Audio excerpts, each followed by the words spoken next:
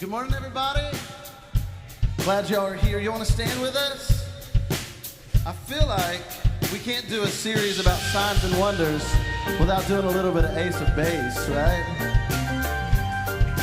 Here we go. If y'all know it, sing it with us.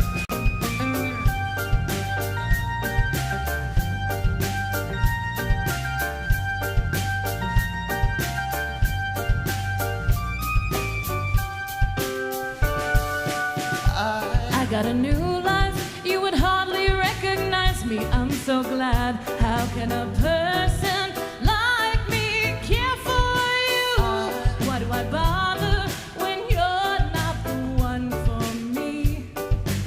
Ooh, is enough enough? I saw the sign, and it opened up my eyes. I saw the sign. Life is demanding without understanding. I saw the sign, and it opened up my eyes. I saw the sign. No one's gonna drown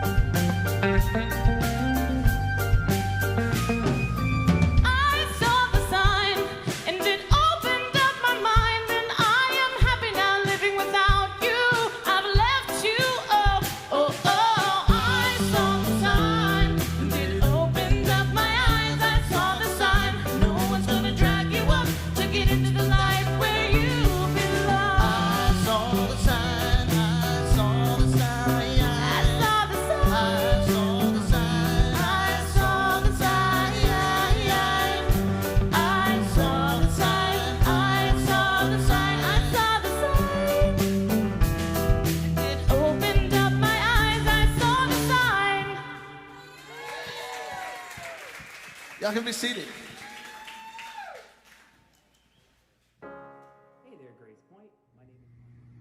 Hey there, GracePointe. My name is Mark Stropes. My wife Nicole and I are located in Nashville, Tennessee. We wanted to welcome you to the service, whether it be online or in person in Nashville. We're really excited to have you. We just want to ensure and let you know that no matter who you are, who you love, or how you choose to exist in this world, that you are loved, celebrated, and welcome here. Enjoy the service. Reaffirm that you are loved, you are welcome, and you are celebrated just as you are right here at GracePointe. Thank y'all for being with us. What we want to do is you don't have to get up, but if you'll just take a look around the room, make eye contact with a couple of people, make sure that you're seen, that everybody's seen, give a big wave, blow a kiss, air hugs, air high fives, all of that stuff. We're glad that you're here. And let's give it up for our online community. Can we say, hey? Glad that you're here. We have a few announcements for you today from Miss Madeline. Hi, everybody. My name is Madeline Chastain. My pronouns are she, her. I've got some announcements for y'all. First, I want to give another thank you to our online community and everyone tuning in virtually this morning. So on your table and on your screen, you can find a QR code, and you can use that to see our weekly announcements, our connection cards, and information about giving. We need some volunteers here for the band and hospitality team. If you're interested, you can go to gracepointe.net/band for music volunteer information, and you can go to gracepointe.net/volunteer for all other volunteer info. We're having an event at Disc and Cider on Sunday, October 24th from 4 to 6 p.m. They have a small menu and non-alcoholic options for those who do not drink. This is a family and dog-friendly event, and we can't wait to see you all there. We thank you for your continued financial support. We can't do what we do without you all. You can give in 3 ways. You can text GracePointe to 77977. You can go to gracepointe.net/give. And you can use the QR code on your table. Thank you all.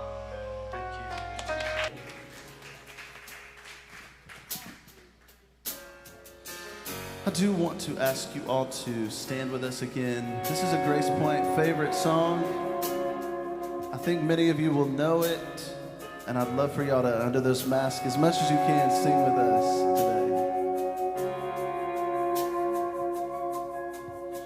today. Come all proud. Come all greedy, come all liars, come all shame, come all wealthy, come receive it. To the table, come today.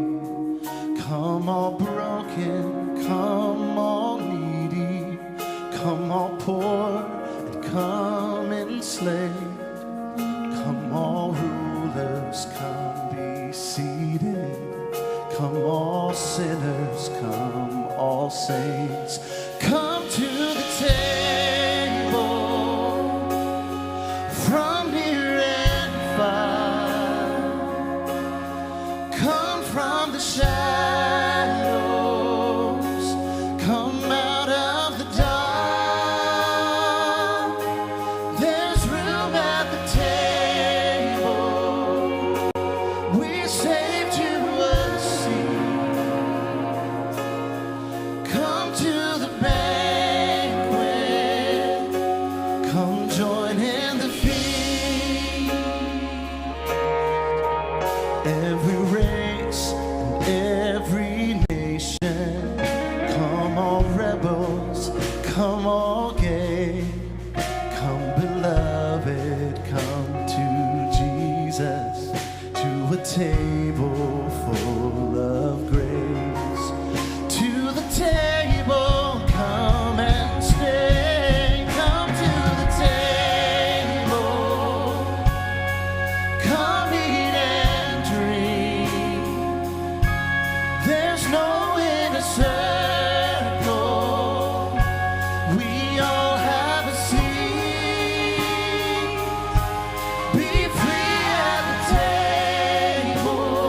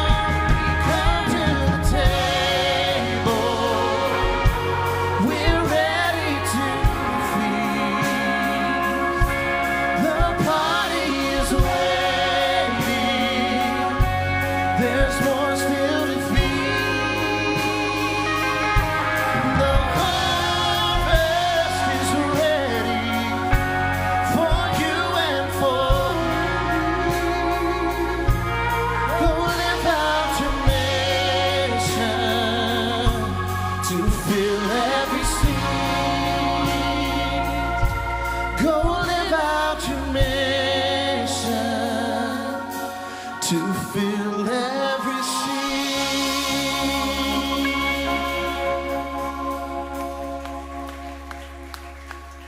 Hi, GracePointe. I am today back in what for many of you, if you joined us over the course of when we were virtual only during the pandemic, I'm back in familiar territory. I'm back in, which way to go? I go this way. I am back in my kitchen and I am joining you virtually today. For those of you at 3rd and Lindsley, you may have looked around the room and like, where is that guy? I am not with you in person today because right about now, I am probably somewhere in the sky. Our family, we're flying today. We're flying to Disney World. And to give you a little bit of like how that came about, our daughter Ava was gifted a dream by an organization called the Dream Factory. And they asked Ava what her dream is, and Ava wanted to meet Mickey Mouse. And so they are flying our entire family down and creating this great experience for us. So, but I also began a series last week and really wanted to continue that series today. So I decided I would just come to you virtually from my kitchen and would continue this Signs and Wonders series. Last week we talked about what are signs, right? Signs aren't the point, but they do point. Signs point us towards truth. They point us toward meaning. We talked about this idea of getting so lost in whether or not these stories happen the way they're written that we miss the meaning of the stories. And so sort of inviting all of us to table that whole conversation and just engage in, okay, what might these stories mean? Why might these stories be told? After all, the writer of John says that there were so many other stories that could have been written down about Jesus, but these stories were chosen to inspire people to trust in this Jesus and to see what was going on, what this Jesus was up to. And so before we jump into the first sign, which is our focus today, before we look at turning water into wine, which is just a good time, I thought it might be a little bit helpful to give you a little more context about the Gospel of John, where this gospel was likely written, when it was likely written, and what was happening around it. Because I mentioned last week that the Gospel of John has often provided source material for anti-Semitism, and that so many people who have chosen to live and behave and act and believe in anti-Semitic ways have found in the Gospel of John sort of what they believe is corroborating material. And it's an interesting question. How could a Jewish story created by a Jewish community about a Jewish messianic figure, how could that be used for anti-Semitic purposes? And we actually have to go all the way back to when John was composed. And it's very possible that, like we talked last week, there are different books, the Book of Signs, and so it's possible that John was composed in stages and then finally edited together. But here's what we know about around the time that John was being given birth to, the book. John was written toward the end of the 1st century, and it was written in the aftermath of two really cataclysmic, pivotal events. The first was the destruction of the Second Jewish Temple in the year 70 CE by the Roman Empire. So it was an end of the world moment for those 1st century Jews who worshiped there. If you go to Mark, Matthew, and Luke, when they describe this moment, when they have Jesus describe this moment, it is described as what people actually have read those texts and projected them forward to be about the end of the world as like actually literally the end of the whole world, when actually they were writing about the end of their world, the end of everything that they knew, the end of everything that gave stability, the end of practicing their faith in the way that they had always practiced it. And so it really was sort of this end of the world moment. And we also find Jesus in the other 3 Gospels warning about the inevitability of this happening if the people chose the path of violent revolution. Right? Rome destroys the temple to squash a violent rebellion in 1st century Palestine. And so Jesus warns about this in the Gospels. That's very likely that many scholars believe that this was the gospel writers going back and sort of projecting some of this forward. But it's also I think it's really possible that Jesus, he wasn't just like creating this sort of warning out of the ether. Jesus could look around. I mean, Jesus made a conscious choice to choose nonviolence. He could look around sort of read the tea leaves and see that this path that other people were beginning, this fomenting of revolution, violent revolution, was going to lead to no good. And Jesus warns about this in his teaching. So that's the first event, and a major kind of end of their world cataclysmic event. The second event was a breakup. And what I mean by a breakup is what we now call Christianity did not begin as a separate religion from Judaism. Jesus wasn't beginning a new religion. Jesus was leading a reform movement. Jesus was calling his faith and his people into a new progression forward. Jesus wasn't starting. He didn't show up and apply for a 501c3 to begin a brand new religion. I'm going to start something new because nothing out there is really scratching the itch. Jesus is actually doing something else. He's actually leading a reform movement within Judaism. Jesus lived and died a Jewish person. The Apostle Paul lived and died a Jewish person. The goal was never to start a new religion. It wasn't Jesus' goal. It wasn't his first followers' goal. The first Christians actually continued to worship what we would call Christians, right? They wouldn't have been called Christians then. They would have maybe, and actually the way they're referred to in some ancient sources is as the Nazarenes, because Jesus was from Nazareth. But these first followers of Jesus, these Jewish followers of Jesus, continued worshiping alongside their fellow Jews in the synagogues after the temple was destroyed.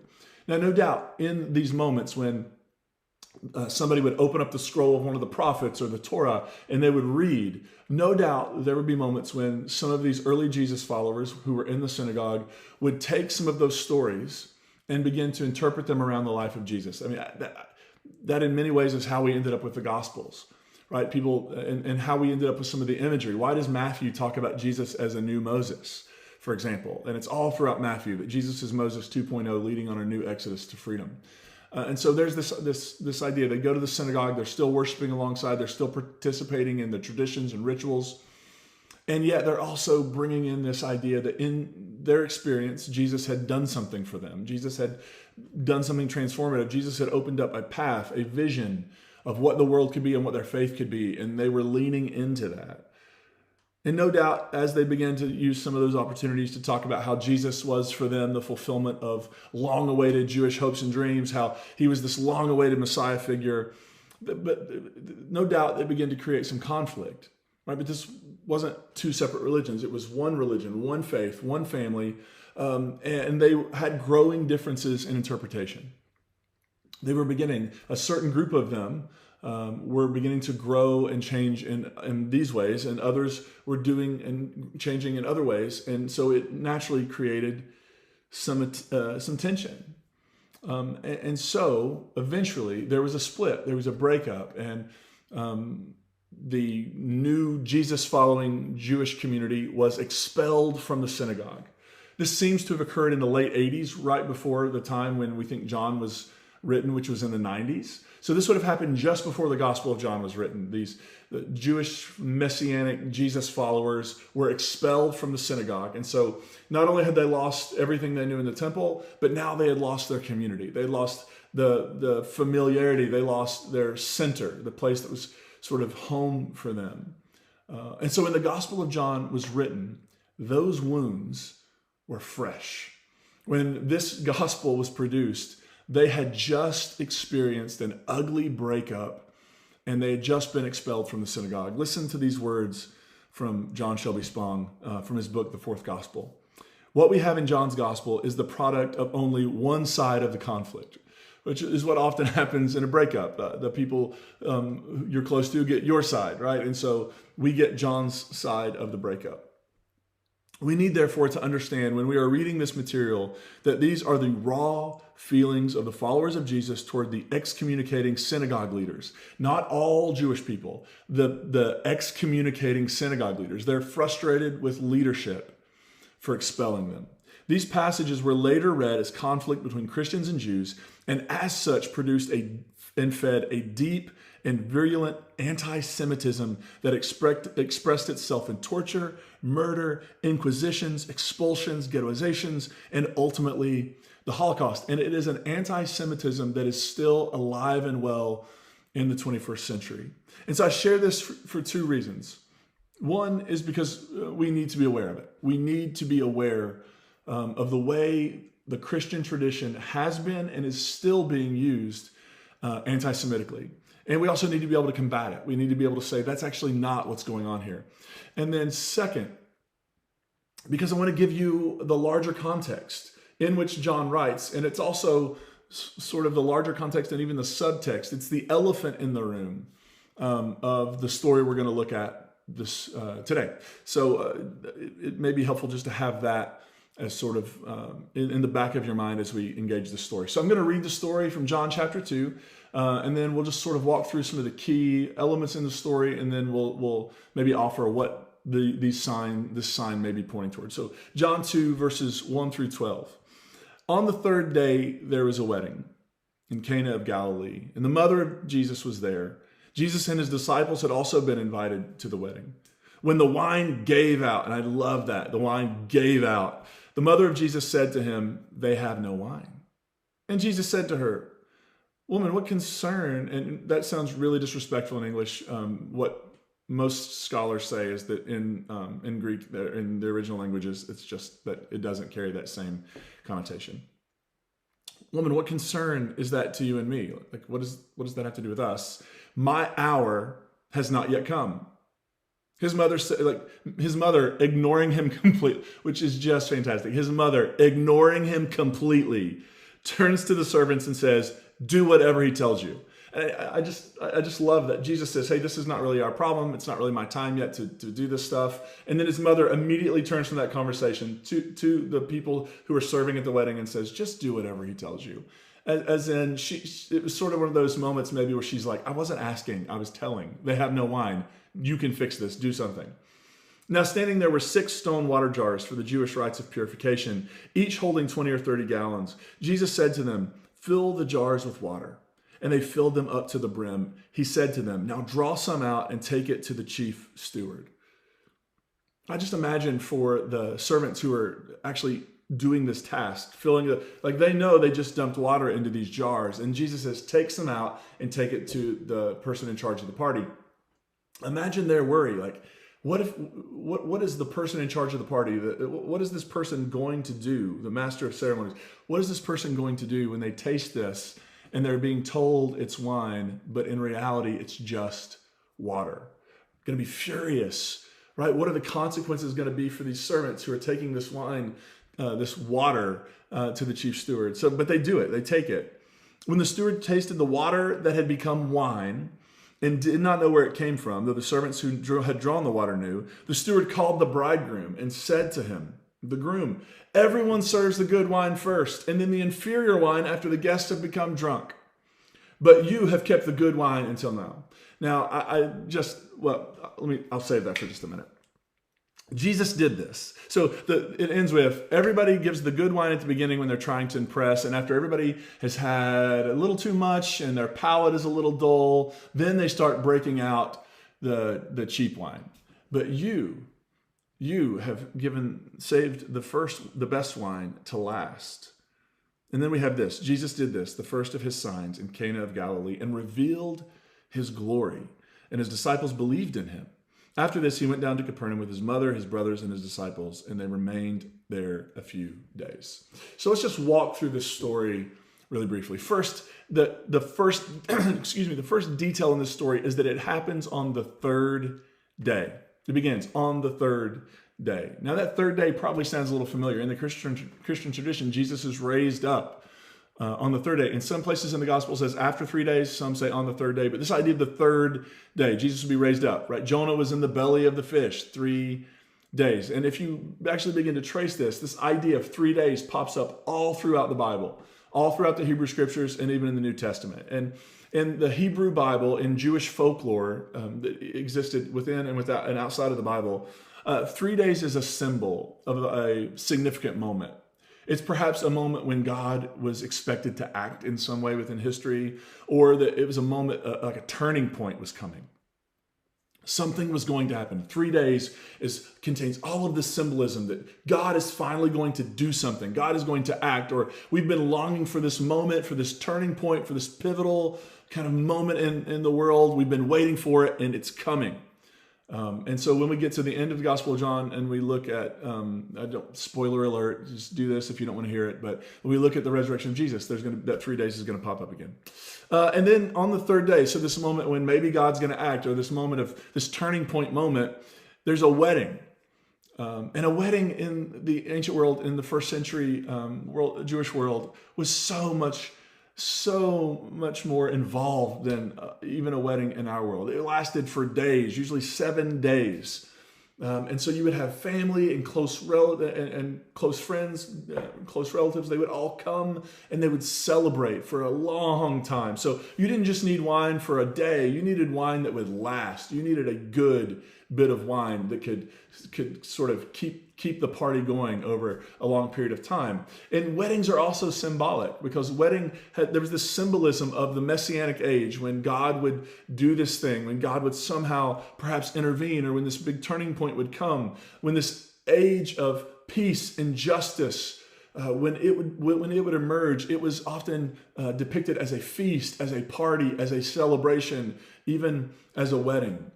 Because peace and justice coming to the world would also mean the end of Roman occupation and oppression.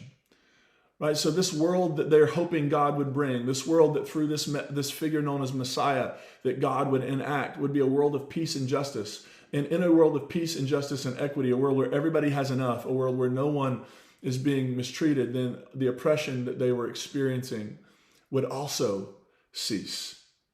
And this image pops up all through the Gospels, but it's actually grounded in the vision of the Hebrew prophets. Listen to Isaiah in Isaiah 25. On this mountain, the Lord of hosts will make for all peoples. So this vision is not just a localized nationalist vision. This is a vision about the whole wide world. The Lord of hosts will make for all peoples a feast of rich food, a feast of well-aged wines. And what is the point? Like well-aged wines. Wine gets better with time, right? So this is good wine. Of rich foods filled with marrow, of well-aged wines strained clear. No impurities in these wines, just clear, fresh. Well, not fresh, well-aged, but maybe we could use the word fresh in the sense that it's delicious. And God will destroy on this mountain the shroud that is cast over all peoples, the sheet that is spread over all nations. She will swallow up death forever. The Lord God will wipe away the tears from all faces and the disgrace of their people. They will take away from all the earth, for the Lord has spoken. Now, this is not, by the way, a vision of life after death, because life after death had not been introduced into the Jewish tradition at this point. That was in Jesus' day. The whole idea of an afterlife was still a pretty new introduction into the faith. This isn't about the afterlife. This is not set somewhere else in some disembodied reality. This is about the world. This world of justice and peace, when both in Isaiah's vision, both Jew and Gentile will live together, and the shroud that is kept over the world, that has kept us believing that we have to kill one another, that I have to benefit, and for me to benefit, I have to take from you, and I have to harm you, and I have to minimize you.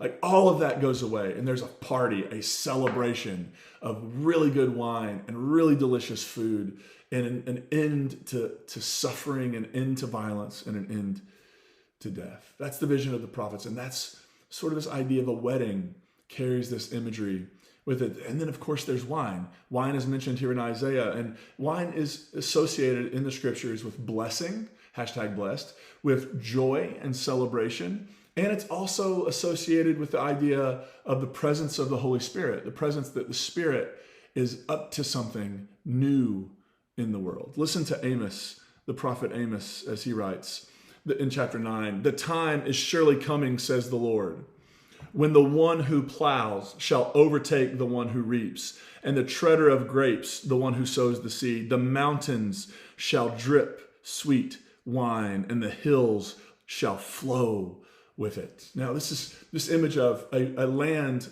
in this coming time of peace and justice and wholeness. The land is so abundant and fertile, that the one who is reaping will be actually going to be lapped by the person who is plowing, right? The land is so abundant, and there's going to be so much abundance that the mountains will drip with wine and the hills shall flow with it, which reminds me of that line from Dumb and Dumber where Jim Carrey's character, they're talking about going to Aspen, Colorado, and they go, Aspen, where the beer flows like wine. Like it just has that sort of connotation to it. The wine is going to be so abundant. Spirit is going to take care of us. Something new and joyous and exciting is happening, and it's going to be so unbelievable that wine is going to drip from the mountains. And Jesus even used this idea of fermenting wine. And he uses this image of, if you take new wine, which is wine that is still in the fermentation process, if you take new wine and put it in an old wineskin, because wineskins, when they're new, they're supple and they have elasticity, they grow. So as the wine ferments, as it releases gas and as it expands, and the wineskin can expand with it. But when you put new wine, which is going to expand and it's going to be in this process of fermentation, you put it in an old brittle wineskin, a wineskin that has already been used and its elasticity has already been used up. If you try to put new wine in an old wineskin, it will explode. And Jesus uses this as an image to say, if we keep trying to put some of the new things that God is up to in the world, some of the new things Spirit is up to in old wineskins, it's just going to explode. He used this as a symbol of what he believed Spirit was up to. And of course, the problem in this story is that the wine had given out. I just love that image. The wine has given out. It's been exhausted. So here we don't have abundance. We have lack of wine. And that would mean several things. It would, first of all, if the abundance of wine is symbolic of joy and celebration and the new thing, then the Spirit might be up to. Then being out of wine is symbolic in the opposite direction. And this would have been just humiliating for the hosts, right? You throw a party and you're supposed to entertain folks and you're supposed to keep their glasses full and their plates full for the entire period of time the wine is going. And now you're completely out of wine. Talk about a record-scratching moment when the party literally just stops. And so it's at this point, Jesus' mother enters the story. And here's what's fascinating. The mother of Jesus only appears twice in John's gospel, and she's never named. She's not called Mary. She's just called the mother of Jesus. And if you're reading the fourth gospel by John Shelby Spong, he has some really fascinating suggestions about why that is. But she appears in the Gospel of John twice. First, it is here at the wedding of Cana, instigating Jesus to do something about this lack of wine. And the second is at the foot of the cross when Jesus is dying. And so those two images, this first moment where Jesus performs his first sign, and then the final moment of his life are the two moments we see Mary, but she's not called Mary, she's the mother of Jesus in the story. And when he finds out about the problem, he just responds by saying to her, "My hour has not yet come." Now that idea of an hour coming, we all know what that symbolizes, right? Your moment. Now, what's interesting is in John, that moment almost always exclusively points toward the crucifixion. So it's interesting that Jesus' mother is here at this party and he's telling her his hour, his moment, because in the Gospel of John, which is sort of a departure from the other Gospels, in the Gospel of John, the crucifixion is the moment of Jesus' glorification. Jesus' death is, in the Gospel of John, I guess you could use the language, Jesus' crucifixion in John is his enthronement as king. So that is an image and a motif that John builds throughout. So in the Gospel of John, the crucifixion is the moment of glorification. It is the moment of Jesus becoming king in John's story. It's when who he is put on full display. It's the ultimate moment of revelation of who Jesus is. Now, Jesus seems to pass on this opportunity to help, but I love it. His mother just ignores him. She doesn't pay him any mind. She doesn't try to convince him. She doesn't argue back with him. She just says to the servants, just do whatever he says. This assumption that you're going to do whatever he says because he's going to do whatever I say. And so Jesus tells them, put water in 6 stone jars. These were used for purity washing rituals that were nearby. They draw some out. They take it to the master of ceremonies. When they do, the water has become wine, and it's even better than the wine that they had at the beginning. And it's a lot of wine, more than 150 gallons of wine. You want to talk about an abundance.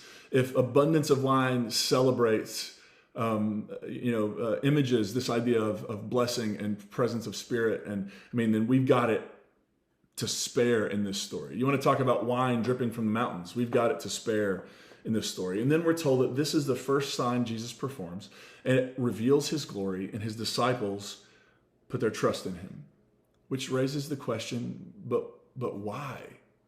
Why? Now here's what's interesting. Spong suggests that we should understand the mother of Jesus in this story and in the Gospel of John as a symbolic figure. And he suggests that she stands to sort of represent the Jewish tradition. And she stands at the center of the story between the wine that has given out and between the new abundance of wine that Jesus is going to ferment through the work of Jesus. So I think that's just an interesting image that the mother of Jesus stands at the center of this, between what has given out and what is fermenting and what is happening that is new. And so if we ask the question, what does this sign point toward? I think we can say this. Now remember, as we interpret this, this is an interpretation. This is not an anti-Jewish interpretation. And this is not a pro-Christian interpretation. Christianity didn't exist. Jesus is leading a reform movement. Jesus is inviting people to see something he's seen. And so I think for the community that created this gospel, that in Jesus, they experienced a revitalization of their faith. They experienced something new. They had a new understanding of God, a shifting understanding of God, a new experience, and that had transformed them. They were experiencing transformation. The way Jesus talked about God was transformative for them. The way Jesus talked about what God might want to be doing in the world through his work and through their work was transformative for them.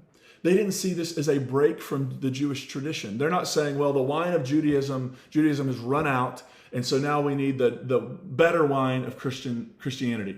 What they were saying is that we actually see in our tradition something new is bubbling up, something new is fermenting within the tradition of Judaism, something new is happening, and we want to make space for it. We want to make space for the abundance of what this new thing could be. Not a new religion, but a new experience. Not a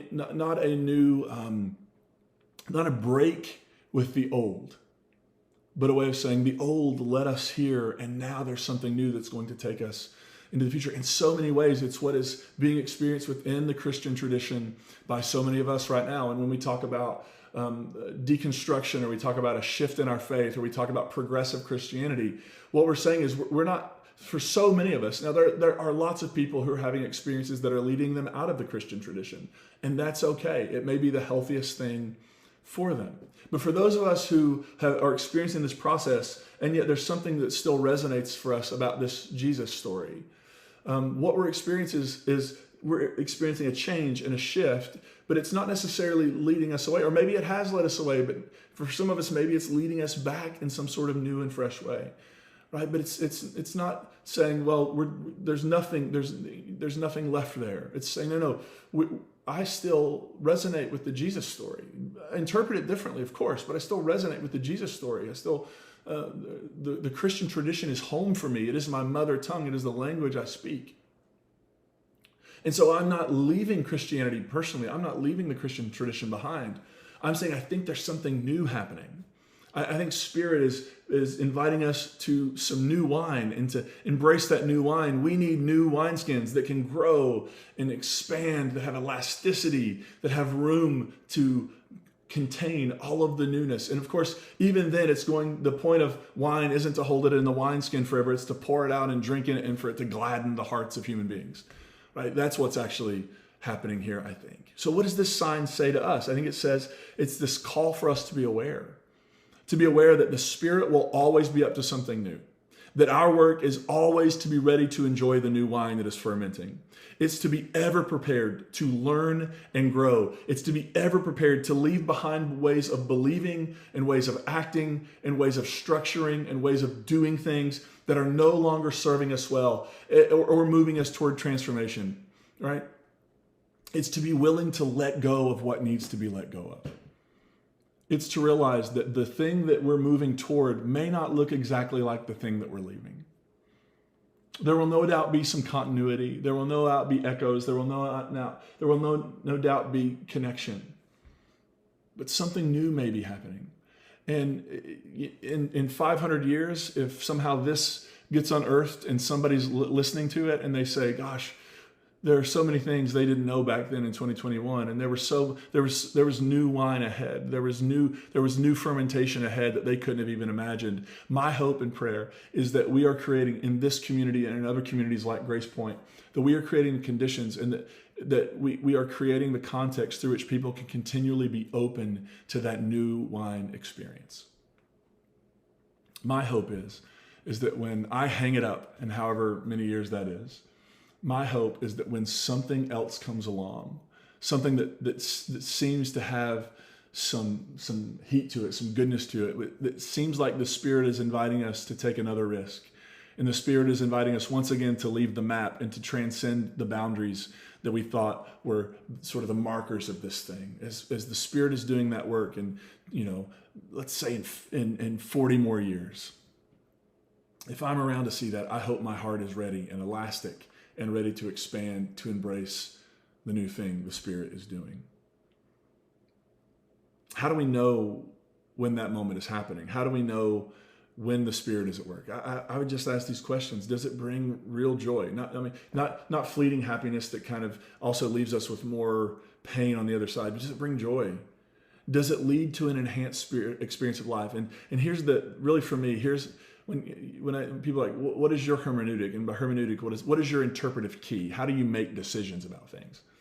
My hermeneutic is really this: human flourishing. Does it lead to human flourishing? Does it lead to human beings being set free to become all they can be? Because I think that's actually what Jesus is getting to in John. When we come to John chapter 10, there's this really well-known line where Jesus talks about, I've come to give life and life to the full, or I've come to give life and life abundant. That sounds a lot like human flourishing to me. That sounds a lot like a life that is abundant and full and overflowing. So may we be ever ready, GracePointe. May we be ever ready to be on this journey, to learn, to grow, to question.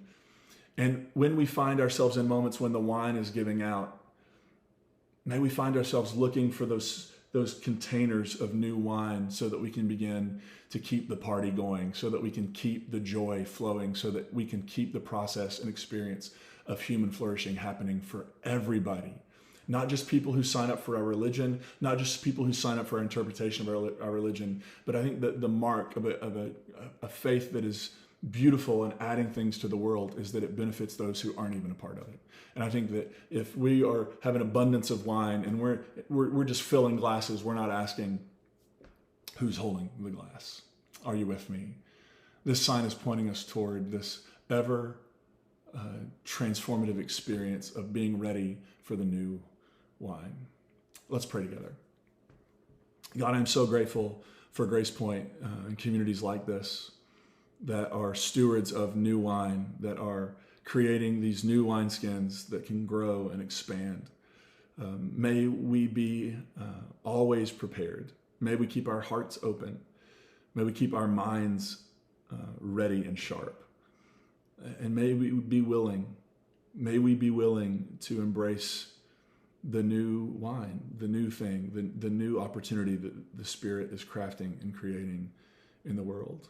We're grateful for this Jesus whose first sign that points to the thing he's up to is this act of compassion, this act of creating abundance where there was lack. And may we be those kinds of people in the world. We are grateful to be a part of this community, this family, wherever we are in the world, and grateful to be a part of this work. We offer this in gratitude. And everybody said, amen.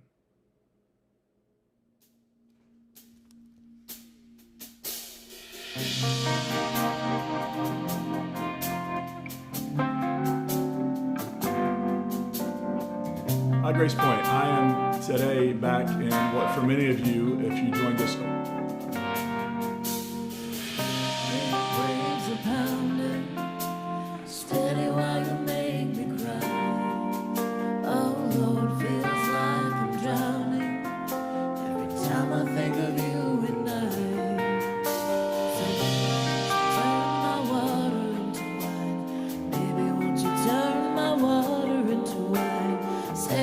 what you will, what you won't. Don't say goodbye. Don't say goodbye.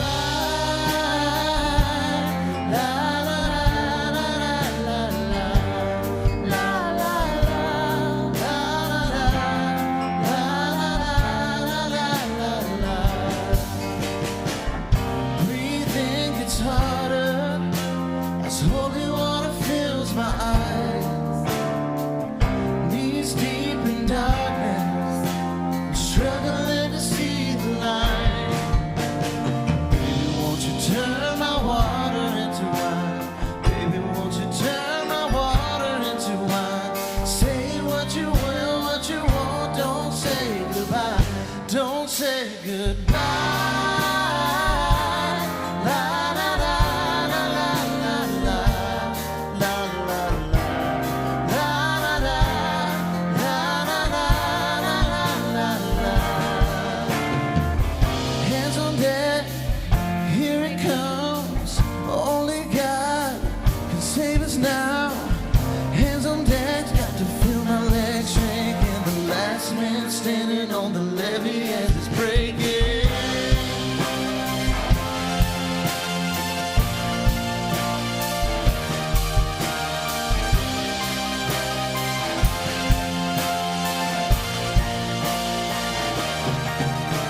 So baby, won't you turn my water into wine? Baby, won't you turn my water into wine? Say what you will, what you won't. Don't say goodbye. Don't say goodbye. La, la, la, la, la, la, la. La, la, la. La, la, la. La, la, la, la, la, la. Don't say goodbye. La, la, la, la, la, la, la. Say what you will, what you won't. Don't say goodbye.